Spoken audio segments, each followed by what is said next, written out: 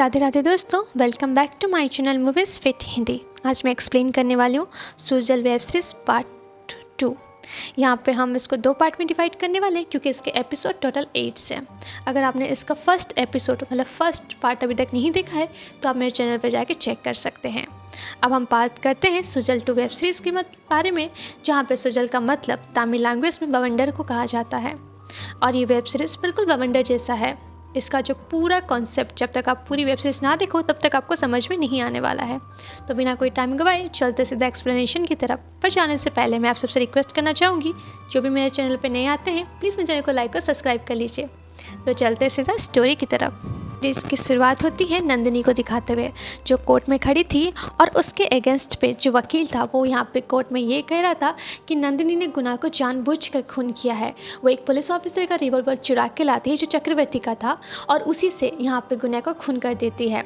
जहाँ पे जो नंदिनी के वकील थे चलप्पा सर, वो ये जाहिर करते हैं कि पिछले 10 साल से नंदिनी के साथ गुनाह उसका शोषण किया करता था। अब सेम चीज़ें वो उसकी बहन के साथ भी करने लगा। तो नंदिनी उस चीज़ से बातचीत करने के लिए गुनाह को बुलाती है, पर गुनाह वहाँ पे बातचीत नहीं करता है और अपने सेल्फ डिपेंड में यहाँ पे नंदिनी गुनाह पे गोली चला देती है, जिसके वजह से गुनाह का खून हो जाता है। अब इसके लिए वो यहाँ पे कोर्ट में वकील को मतलब जो हमारे जज है उनको ये कहते हैं कि नंदिनी को बाइज्जत बरी कर दी जाए। उसके बाद हम बाहर आते हुए चक्रवर्ती और यहाँ पे नंदिनी को देखते हैं बात करते हुए, जहाँ पे नंदिनी उनको ये मतलब जो चक्रवर्ती है वो ये बताता है कि चलप्पा सर तुमको बहुत जल्दी निकाल लेंगे, तुम टेंशन मत लो। उन्होंने इस बात के लिए मुझे कहा भी है। अब चक्रवर्ती और चलप्पा सर को हम गाड़ी में जाते हुए बात करते हुए सुनते हैं, जहाँ पे इन दोनों के रिश्ते के बारे में हमें पता चलता है कि यहाँ पे जो चलप्पा सर है उनके दोस्त के बेटे हैं चक्रवर्ती, जहाँ पे उनके पिता की मौत होने के बाद से चलप्पा सर ने उसको पाला है, पोसा, इनफैक्ट उसको पढ़ाई भी करवाई है, जिसके वजह से चक्रवर्ती उनको अपने पिता के समान माना करता था। अब उसी दिन रात को यहाँ पे चलप्पा सर के गांव में एक पूजा होती है माता की, जो 7 दिन तक चलती है। अब उसी पूजा में यहाँ पे चलप्पा सर को पूजा की विधि के लिए बुलाया जाता है। जहाँ पे वो एंट्री करते हैं उनको ये पता चलता है कि 2 लोगों के बीच में झगड़ा हो रहा है, क्योंकि उस जगह की किसी जगह को लेने के चक्कर में, जहाँ पे चलप्पा सर के समझाने की वजह से वो लोग शांत हो जाते हैं और अच्छे से पूजा शुरू कर देते हैं। रात को चलप्पा सर, उनकी वाइफ और चक्रवर्ती तीनों खाना खाते वक्त बात कर रहे होते हैं, जहाँ पे चलप्पा सर चक्रवर्ती को ये कहते हैं कि मैं कुछ दिनों के लिए अपने फार्म हाउस पे जा रहा हूँ, तो तुम कल सुबह वहाँ पे मुझसे मिलने के लिए आना, जहाँ पे मैं तुम्हारे पिताजी की कुछ चिट्ठियाँ दूंगा और साथ ही साथ हम लोग बहुत सारी बातें भी करेंगे। जिसको सुनने के बाद चक्रवर्ती अपने घर पे चला जाता है। नेक्स्ट डे मॉर्निंग चक्रवर्ती निकलता है चलप्पा सर के गेस्ट हाउस में उनको मिलने के लिए। जैसे वो रास्ते में जा रहा पहुंचता है और दरवाज़ा खटखट करता है, पर चलप्पा सर कोई रिप्लाई नहीं करते। अब इस चीज़ को देख के चक्रवर्ती थोड़ा सा घबरा जाता है और तुरंत वहाँ पे वो खिड़की का छोटा सा एक कोना तोड़कर उसमें अंदर से झांक के देखता है। जब वो देखता है तो चलप्पा सर की लाश पड़ी होती है सोफे के ऊपर, जैसे किसी ने उनको गोली मार दिया है। अब इस चीज़ को देख के जो चक्रवर्ती था वो काफ़ी तक घबरा जाता है। वो पहले उस एरिया का पुलिस इंस्पेक्टर होने के बाद से वो तुरंत पुलिस को कॉल करता है और जिस जगह में मर्डर हुआ था उस बारे में इन्फॉर्म करता है। अब उसी एरिया का एक पुलिस ऑफिसर जिसका नाम मुरली होता है, वो उस एरिया का इंचार्ज होने की वजह से वहाँ पे आता है, जहाँ पे वो पहले दरवाज़ा तोड़ के अंदर आते हैं, जहाँ पे वो पूरी डिटेल्स जगह को चेक करते हैं। अब चक्रवर्ती खुद भी एक पुलिस वाला था, तो वो क्राइम सीन के बारे में काफ़ी अच्छे से जानता था। अब यहाँ पे जो मुरली था वो ये कहता है कि चलप्पा सर ने शायद अपने आप को मतलब जानबूझ के गोली मार के ख़त्म किया, ये सुसाइड कैसे। पर चलप्पा का बात की मतलब सुनने के बाद यहाँ पे जो चक्रवर्ती था वो ये कहता है कि नहीं, चलप्पा सर ने अपने आप को खून नहीं किया है, क्योंकि अगर उन्होंने अपने आप को मारा होता तो उनके हाथ की पिस्तौल गायब नहीं होती। जहाँ पे ऐसा व्यूअर्स हम नोटिस करते हैं कि उनके हाथ में कोई पिस्तौल था ही नहीं। अब इस चीज़ को देख के वो यहाँ पे इधर उधर छानबीन करते हैं और उसी बीच में उस एरिया के जो हेड पुलिस ऑफिसर है वो भी आ जाते हैं, जिसको देखने के बाद ये लोग सारी डिटेल्स वहाँ पर इन्फॉर्म करते हैं। तो यहाँ पर वो सीनियर ऑफिसर ये कहते हैं कि जो चक्रवर्ती है वो इस केस को हैंडल करेंगे। हालांकि उनके ऊपर अभी कुछ काम का जिम्मा नहीं था, पर फिर भी वो ये केस इनको हैंडल करने के लिए देते हैं, क्योंकि चलप्पा सर के जो फैमिली वाले हैं वो चक्रवर्ती पे काफ़ी ज़्यादा यकीन करते हैं, मुरली पे नहीं। अब इसके बाद मुरली और चक्रवर्ती दोनों मिलकर इस केस को हैंडल करते हैं। जब चक्रवर्ती वहाँ पे घर में छानबीन कर रहा होता है तो एक कवर्ड के अंदर से उसको एक आवाज़ आती है। जब वो कवर्ड ओपन करके देखता है तो वहाँ पर एक लड़की उसको मिलती है, जिसके हाथ में पिस्तौल था और उसके बदन में जो चलप्पा सर का खून लगा हुआ था, जिसको देखने के बाद ये एक सीन और भी ज़्यादा क्रिटिकल हो जाता है। अब इस सीन के बाद हमें यहाँ पे उसी लड़की को पुलिस स्टेशन में दिखाया जाता है जहाँ पे चक्रवर्ती बैठ के उससे पूछताछ कर रहा होता है, उससे सारी बातें पूछने की कोशिश करता है कि तुम कहाँ से थी, वहाँ पे क्या कर रही थी, एट्सेट्रा एट्सेट्रा, पर वो अपना मुंह बिल्कुल भी नहीं खोलती है। और यहाँ पे हम गाँव के कुछ लोगों को देख पाते हैं जो उस गाँव के सीनियर पुजारी होता है, जो ये डिसाइड करते हैं कि चलप्पा सर की मौत की खबर गाँव में फैलने नहीं देंगे, क्योंकि चलप्पा सर गाँव के बहुत ही प्रसिद्ध लोग थे और काफ़ी लोकप्रिय भी थे। अगर उनकी मौत के बारे में खबर मिल जाएगी तो हो सकता है कि गांव की पूजा बंद हो जाए, जो कि वो लोग नहीं चाहते थे। अब इस चक्कर में वो लोग ये डिसाइड करते हैं कि उनकी जो अंतिम यात्रा है वो दूसरी तरफ करा दिया जाएगा और गांव के लोगों को कानो कान इस बात की खबर भी नहीं होगी। थी यहाँ पे उस लड़की का पूछताछ खत्म करने के बाद ये कहता है कि चलप्पा सर का खून इस लड़की ने नहीं किया है, क्योंकि जब हम दरवाज़ा खोल के अंदर घुसे थे तो लड़की जिस कवर के अंदर हमें मिली थी वो कवर का डोर बाहर से लॉक था, मतलब कोई और था जिसने ये खून किया है और उस लड़की को दरवाजे के अंदर बंद किया है। अब क्या क्या है, कौन किया है, ये पता नहीं, इसके बारे में पूरी डिटेल्स निकालनी पड़ेगी, क्योंकि केस आगे जाते जाते और भी पेचीदा होने लगा था। इधर हम नंदिनी को पुलिस हमारे जेल पे देख पाते हैं, जहाँ पे वो एक ट्रांसजेंडर के साथ काफ़ी अच्छी उसकी दोस्ती हो गई थी। नंदिनी के फैमिली बारे में तो कोई और थे नहीं और यहाँ पे ट्रांसजेंडर का भी कोई फैमिली नहीं था, जिसके बाद उसके साथ काफ़ी अच्छी दोस्ती हो गई थी। अब उसी जेल में नंदिनी को और एक लेडीज़ के बारे में पता चलता है जो एक नेता की वाइफ थी और वो वहाँ पे बहुत सारी लड़कियों का मदद किया करती थी, उनको नए नए काम सिखाती थी ताकि वो सेल्फ इंडिपेंडेंट बन सके। और यहाँ पे नंदिनी को ऐसा लगने लग गया था कि हो ना हो इन फ्यूचर ये लड़की हम लोग की सहायता करेगी।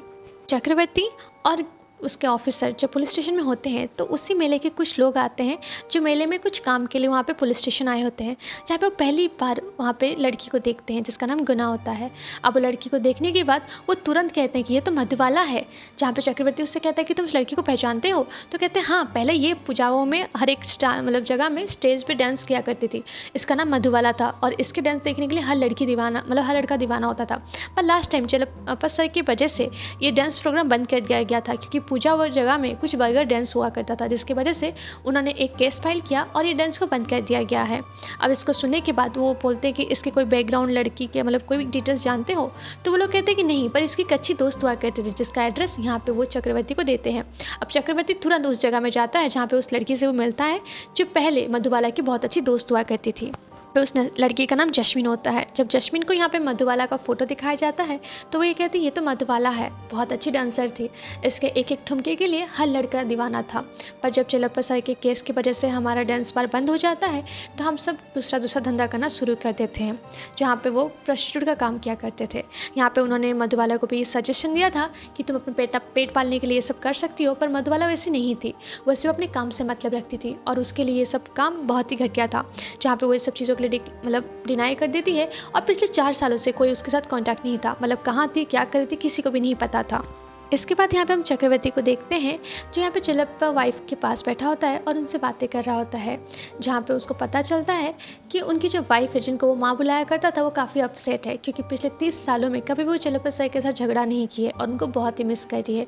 अब चक्रवर्ती जाता है सीधा चलप्पा के बेटे से मिलने के लिए, जहाँ पर बातचीत में उसको ये पता चलता है कि एक त्रिवेदम नाम का आदमी है जिसके साथ चक्रवर्ती जो हमारे चलप्पा सर का झगड़ा हुआ था उस डांस बार को लेकर, क्योंकि वो उसी डांस बार को चलाया करते थे।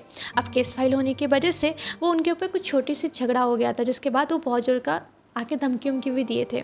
इस बात को सुनने के बाद यहाँ पे पुलिस स्टेशन में बात कर ही रहे होते कि अचानक से टीवी के न्यूज़ में ये दिखाया जाता है कि चलप्पा सर की मौत हो गई है और सारा का सारा ब्लेम उस डांस बार के ऑनर जिसके साथ 2 साल पहले उनका झगड़ा हुआ था उसके ऊपर डाल दिया जाता है।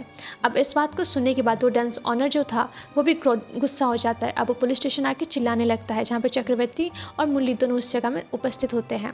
तो मुरली वहाँ पर चक्रवर्ती दोनों मिल के इस आदमी को पूछते हैं कि तुम्हारा और चलप्पा सर का किस बात को झगड़ा हुआ था, मे भी हो सकता है इसी बारे में, इसी झगड़े के लिए तुमने उनको मार दिया होगा। तो यहाँ पे वो रिवील करता है कि जो चलप्पा सर थे वो उसके बहुत अच्छे दोस्त हुआ करते थे, वो लोग बचपन से एक दूसरे के साथ पढ़े हैं और एक दूसरे के साथ बड़े भी हुए हैं। जहाँ पे वो बताता है कि हम लोग का जब भी झगड़ा होता था हम लोग एक पॉइंट होता था जहाँ पे हम लोग बैठ के दारू पिया करते थे, और उस रात भी वही हुआ था। जब हम दोनों के बीच झगड़ा हुआ था तो हम दोनों बैठ के दारू पी रहे थे और उस झगड़ा को भूल भी गए थे। हम दोनों के बीच में ऐसे कोई भी झगड़ा नहीं हुआ था या फिर ऐसी कोई बात नहीं थी जो हम लोग एक दूसरे का खून करने पर आ जाए। जिसको सुनने के बाद चक्रवर्ती और भी ज़्यादा घबरा जाता है, क्योंकि केस और दिन पे दिन और भी ज़्यादा पेचीदा होने लगा था। अब इसी बीच में एज अ व्यूअर्स हम लोग देख पाते हैं उस जगह के हर एक शहर से एक लड़की हमें दिखाई जाती है, जो अलग अलग जगहों में अलग अलग लड़कियाँ नियर बाई जो पुलिस स्टेशन होता है वहाँ पर जाती है और अपने आप को सरेंडर करती है, ये कहते हुए कि उन्होंने चिलप्पा सर का खून किया है। अब ये सुनने के बाद केस पूरा सनसना के जैसे फैल जाता है। अब चक्रवर्ती मुरली दोनों के दोनों घबरा चुके थे, क्योंकि आसपास के गांव के 7 जगहों से पुलिस स्टेशन से ये खबर आया था कि यहाँ पे एक लड़की ने अपने आप को सरेंडर किया है और उसने ये एक्सेप्ट किया कि उसने चिलप्पा सर का खून किया है। मतलब टोटल अभी सस्पेंस में 8 लड़कियाँ थी, एक को जो उसी जगह में पकड़ा गया था, बाकी 7 जो अपने आप को ला के यहाँ पे पुलिस स्टेशन में सरेंडर कर चुकी थी। अब जो मुरली और यहाँ पे जो बाकी के जो इंस्पेक्टर थे वो सब उसको एक साथ बुलाते हैं और सबका बयान लेते हैं, जहाँ पे सबका बयान बिल्कुल एक जैसा होता है। जब उनको पूछा जाता है कि तुमने क्यों मारा तो उन्होंने कुछ रिप्लाई नहीं करते।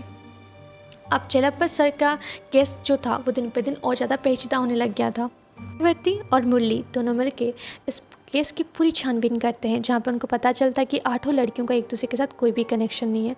इनफैक्ट ये 8 लड़कियाँ तो एक दूसरे को जानती भी नहीं है। अलग शहर, अलग स्कूल, अलग कॉलेज, अलग प्रोफेशन, इन सब का ये लोग एक दूसरे के बारे में कुछ भी नहीं जानते। जिस दिन चिलप्पा सर का मर्डर हुआ था उस दिन लोग तो आसपास थी भी नहीं, तो ये कैसे हो सकता कि इन्होंने मिल के चिलप्पा सर को खून किया है।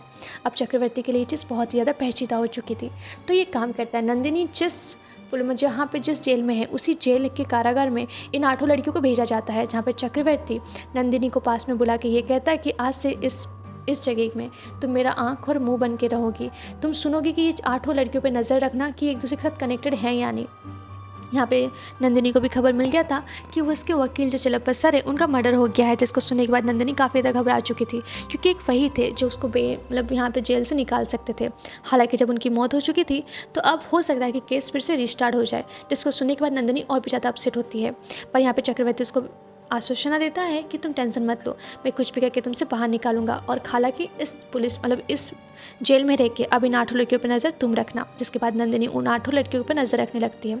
जिस सेल में नंदिनी सोया करती थी उसी सेल में उस 8 लड़कियों में से 2 लड़कियां आती हैं, जहाँ पे एक लड़की जो थी उसको एक दोहरे पड़ने लग गए थे। अचानक से लाइट ब्लिंक होने की वजह से वो अचानक से मिर्गी का रोग उसको आने लगता था, जिसके बाद उसको तुरंत नंदिनी उठा के हॉस्पिटल लेके जाके एडमिट करवाती है। और वो नोटिस करती है कि बाकी जो और एक लड़की उसके साथ आई थी उसको कोई फ़र्क ही नहीं पड़ा। इनफैक्ट वो ऐसा बिहेव कर रही थी जैसे वो एक दूसरे को जानती नहीं है या फिर दिखावा कर रही थी। नेक्स्ट डे मॉर्निंग उन 8 लड़कियों को जेल में अजीब अजीब टाइप का काम देने दिया जाता है, जिसको किसी को कपड़ा धोने के लिए कहा जाता है, किसी को वहाँ पे साफ़ सफाई में लगाया जाता है। अब उस जेल में कुछ ऐसी औरतें भी थी जो नई आई हुई ये छोटी छोटी लड़कियों के ऊपर गलत नज़र रखा करती थी। अब यहाँ पे एक लड़की जो थी वो काफ़ी सुंदर थी। जब वो बाथरूम में नहा रही थी तो दूसरी बदमाश औरत उस बाथरूम में घुस के उसके कपड़े उतार के उसके साथ ज़बरदस्ती करना चाहती थी या फिर उसको टॉर्चर कर रही थी, जिसके बाद वो लड़की उस औरत को मार के बाहर फेंक देती है। इनफैक्ट वो अपने आप को काफ़ी अच्छे से संभालती है, जिसको देखने के बाद नंदिनी को यकीन हो जाता है कि ये लड़कियाँ जो थी सेल्फ डिपेंड थी। इनफैक्ट वो अपने आप को संभालना और अपने आप के लिए लड़ना काफ़ी अच्छे से जानती थी। इधर हम चक्रवर्ती को देख पाते हैं जो चिलप्पा सर के कुछ ऐसे अंडर में काम करने वाले लोगों को बुलाते हैं और उनकी केस की फाइल की रिगार्डिंग जानकारी निकालते हैं कि ऐसा कोई केस है जिस केस की वजह से यहाँ पे चिलप्पा सर के ऊपर खून किया जा सकता है, जहाँ पे वो कुछ डिटेल्स तो बताते हैं पर वो किसी काम का नहीं होता है। इधर हम मूर्ति को देख पाते हैं जो चक्रवर्ती के पास आके ये कहता है कि तुम इतने टाइम से क्या सोच रहे हो और क्या कर रहे हो, तुम हम लोग के साथ शेयर करोगे, क्योंकि हम तुम्हारे नौकर नहीं है कि तुम जो बोलोगे हम तुम्हारा हुक्म बचाएंगे। जहाँ पे चक्रवर्ती मुरली पर यकीन नहीं करने की वजह से वो अपनी डिटेल्स नहीं बताया करता था, और ये बात बहुत अच्छे से मुरली भी जानता था। तो मुरली यहाँ पे चक्रवर्ती को अपना वो पास्ट का रीज़न बताता है जिसकी वजह से चिलप्पा सर का उसका बनता नहीं था, जहाँ पे वो रिवील करता है कि एक केस के सिलसिले में मेरे नाम का एक गुंडे ने ज़मीन खरीदा था और पैसों के लालच में आके मैंने उसको ये स्पीकर दिया था, जिस केस को चक्रवर्ती सर हैंडल कर रहे थे। और यहाँ पर चिलप्पा सर का बीच में उसका अच्छा बॉन्डिंग नहीं था और उस चीज़ को लेकर यहाँ पे जो चिलप्पा सर थे वो यहाँ पे मुरली के ऊपर केस भी कर दिए, जिसकी वजह से कुछ टाइम के लिए उसको सस्पेंड कर दिया गया था। अब यही रीज़न था जिसकी वजह से चिलप्पा सर की फैमिली वाले मुरली पे यकीन नहीं करते थे। अब इसके बाद सीन सीधा प्रेजेंट में आता है, जहाँ पे मूर्ति और हमारे यहाँ पे जो ऑफिसर है वो दोनों के दोनों एक मैम के ऑफिस में आते हैं, मतलब एक स्कूल में। वो वहाँ की बहुत बड़ी ट्रस्टी थी और वो बहुत सारे ऐसे बच्चों को लेकर पढ़ाया, मतलब अपने जो पैसों थे उनमें पढ़ाती थी और उनका भविष्य बनाती थी। जहाँ पे जो चक्रवर्ती था वो 8 लड़कियों का फ़ोटो यहाँ पे नंदिनी मैम को दिखाता है, पर नंदिनी मैम इनमें से किसी को नहीं पहचानती, ये कहती है। इधर हम मुरली के बेटे को भी देख पाते हैं जो उसी स्कूल में पढ़ रहा होता है, बट वो मुरली को देख के कोई खास रिएक्ट नहीं करता है, जहाँ पे हमें समझ में आता है कि इन बाप बेटों के बीच में कोई अच्छा रिश्ता नहीं है। अब यहाँ पे चक्रवर्ती और मुरली दोनों के दोनों वहाँ से आ जाते हैं। इधर हम जेल में नंदिनी को देख पाते हैं जो उसी लड़की से मिलने के लिए उस जेल के हॉस्पिटल में जाती है, जहाँ पे वो लड़की उसको बताती है कि ये जस्ट उसका एक फोबिया है और कुछ नहीं। जहाँ पे नंदिनी इस बात सुनने के बाद, उससे अच्छे से बातचीत करने के बाद आके जेल में वो बाकी 8 लड़कियों को उसके खबर के बारे में बताती है, पर 7 लड़कियाँ ऐसा रिएक्ट करती है जैसे उनको कोई मतलब ही नहीं है उस सब चीज़ों से। इनफैक्ट वो उस लड़की को जानती भी नहीं है। इसके बाद हम यहाँ पे चक्रवर्ती को देख पाते हैं जो चिलप्पा सर के अंतिम टाइम में जाता है, जहाँ पे वो नोटिस करता है कि उनका ड्राइवर वहाँ पे मिसिंग था। और यहाँ पे वो चिलप्पा सर की वाइफ के मुंह से ये भी सुनता है कि उनका ड्राइवर जो था हाथ में एक ताबीज़ बांध रखा था जिसको उसने लास्ट टाइम खोल दिया था। अब उस ताबीज़ को बांधने का मतलब ये होता है कि उस गांव में जो पूजा होता है, अगर 13 साल तक 14 साल तक तुम वहाँ पे इस ताबीज़ को बांध के उनका एक नियम होता है वो कंप्लीट करो, तो आपको 14 साल में काली माँ का स्वरूप लेके पूजा करने का अनुमति मिल जाता है। ये वन टाइप एक बहुत बड़ा तपस्या होता है उस गांव के लोगों के लिए। अब इस चीज़ को 13 साल ऑलरेडी हो चुका था, फिर भी 13 साल होने के बाद ये एक आखिरी साल था। अब वहाँ पे वो जो ड्राइवर था वो उतना ताबीज़ खोल के एक नदी के किनारे नहा रहा होता है, और वहाँ पे उस घाट में नहाने का अर्थ ये होता है कि वो अपना पाप धोता है, जिसको देखने के बाद चक्रवर्ती को डाउट होने लगता है और वो उसका पीछा करता है। पर उसका जो ड्राइवर होता है उसको बिना कुछ बताए धक्का दे के वहाँ से भाग जाता है। नंदिनी को देख पाते हैं जो चक्रवर्ती को फ़ोन करके ये बताती हैं कि तुमने मुझे उस 8 लड़कियों पे नज़र रखने के लिए कहा था, मैंने उन पे नज़र भी रखा। और हालांकि मैं तुमको एक बात सजेस्ट करना चाहूँगी, तुम इनसे क्या जानना चाहते हो वो तो नहीं पता, पर हाँ ये 8 लड़कियाँ एक दूसरे को बहुत बेहतरीन तरीके से जानती है, क्योंकि यहाँ पर उनका काम करने का तरीका देख के ये समझ में आता है कि ये लोग एक स्कूल या फिर एक हॉस्टल में पढ़ी लिखी बड़ी हुई हैं, जहाँ पर ये लोग ये सारे काम जानती हैं जो यहाँ पर जेल में नॉर्मल लोग नहीं कर सकते। और हाँ, ये लोग सेल्फ इंडिपेंडेंट है और अपने आप को बचाना, खतरों के साथ खेलना बहुत ही अच्छी तरीकों से जानती है। इसके बाद हम यहाँ पे चक्रवर्ती उन लड़कियों के बैकग्राउंड को फिर से खंगालने की कोशिश करता है, जहाँ पे उसको मिलता है कि 3 लड़कियाँ ऐसी हैं जिनको ट्रस्टी के अनुसार पैसा मिलता है और वो लोग उसी पैसों से पढ़ाई कंप्लीट कर रही हैं, क्योंकि वो लड़कियाँ काफ़ी ज़्यादा स्मार्ट थी। कोई एग्रीकल्चर में थी, कोई वकील थी, कोई सोशल मीडिया इन्फ्लुएंसर थी, तो कोई बहुत ही अच्छे से लोगों के साथ डिबेट करके उनकी बातों से जीता करती थी। अब यहाँ पर नंदिनी के पास वो फिर से मिलने के लिए जाता है जो स्कूल की ऑनर थी, जो उस एरिया की ट्रस्टी भी थी, जहाँ पर वो उससे बात बोलता है और पूछता है कि आपने कहा था कि आप उन 10 लड़कियों को नहीं जानते, जिसमें से 3 लड़कियों को ऑलरेडी आप पैसा देके उनको पढ़ा रही है। जहाँ पर नंदिनी एक्सेप्ट करती है और सारी बातों को मानती है कि हाँ, उन 3 लड़कियों को नहीं, मैं बाकी 8 लड़कियों को पढ़ाती हूँ। और यहाँ पे वो 10 साल पीछे की एक स्टोरी बताती है। वो बताती है कि जब मैंने ये स्कूल पहली बार खोला था, मतलब मेरे स्कूल को खुले सिर्फ 2 साल हुआ था, और फूड पॉइजनिंग की वजह से एक बच्चे की जान चली गई थी, जहाँ पर मैंने इस केस को छुपाने के लिए पैसा देके इस केस को बंद करवा दिया था। पर चिलप्पा सर को इस बारे में खबर मिल गई थी, और एक दिन रात को वो आके मुझे धमकी दे के ये कहते कि ये 8 लड़कियों को तुम्हें अलग अलग स्कूल में अलग अलग जगह में पढ़ाना है। हालांकि इनके बारे में किसी को कुछ पता नहीं चलना चाहिए, पर जब मैं इनसे मिलना चाहूँ तो मैं इनसे मिल सकता हूँ। अब यहाँ पे वो नंदिनी को ज़्यादा फोर्सफुली धमकी दे के ये काम करवा रहे थे, जिसके वजह से नंदिनी चुपचाप ये काम कर रही थी। तो यहाँ पे वो ये पूछता है कि जब मैंने उस दिन आपसे पूछने के लिए आया था तब आप मुझे ये बात क्यों नहीं बताई। जहाँ पे वो बताती हैं कि पहले तो मैं तुम्हारे हाथ में वो सारे लड़कियों का फ़ोटो देख के ये खुश हो गई थी कि वो लड़कियां बहुत अच्छी, मतलब अभी ज़िंदा हैं, उनको कुछ हुआ नहीं है। हालांकि अगर तुम मुझे कहो, तुम जिस जगह में जाके कहोगे मैं उस जगह में जाके गवाही दे दूँगी। और चिलप्पा सर इतने अच्छे नहीं जितना तुम समझ रहे हो, वो बहुत ही दरिंदे और घटिया किस्म के इंसान थे। हमें सीन दिखाया जाता है जेल में, जहाँ पर हम नंदिनी को देख पाते हैं कि रात के वक्त वो नोटिस करती हैं कि उन 2 लड़कियाँ गायब है अपनी सेल में से, जहाँ पर वो लड़कियों का पीछा करती हैं। और वो नोटिस करती है कि जेल में एक पुराना खंडर जैसा घर है, उस घर में ये 8 लड़कियाँ एक दूसरे को हक करके बहुत ही बुरी तरीके से रो रही होती है, जिसको देखने के बाद यहाँ पे नंदिनी को यकीन हो जाता है कि 8 लड़कियाँ एक दूसरे को जानती हैं या समझती हैं। अब इस बीच में हम सुजल को भी देख पाते हैं जो बहुत ज़्यादा अपसेट था, ताकि वो कभी यकीन नहीं किया था कि जिस इंसान को इतना भरोसा करता है वो ऐसा दरिंदा निकलेगा। अब इस सीन को दिखाते हुए एपिसोड 4 यहाँ पे ख़त्म होता है। तो ये थी पूरी एक्सप्लेनेशन सुजल पार्ट 1 का, जहाँ पे हमने 1 से 4 एक्सप्लेन किया है। इसका पार्ट 2 भी मैं आप लोग के लिए बहुत जल्दी लेके आऊँगी, पर तब के लिए मैं आप सबके लिए रिक्वेस्ट करना चाहूँगी, प्लीज़ मेरे चैनल को सब्सक्राइब कर लीजिए और प्लीज़ वेट कीजिएगा, मैं इसका पार्ट 2 आप लोग के लिए बहुत जल्दी लेके आऊँगी। तब तक के लिए राधे राधे।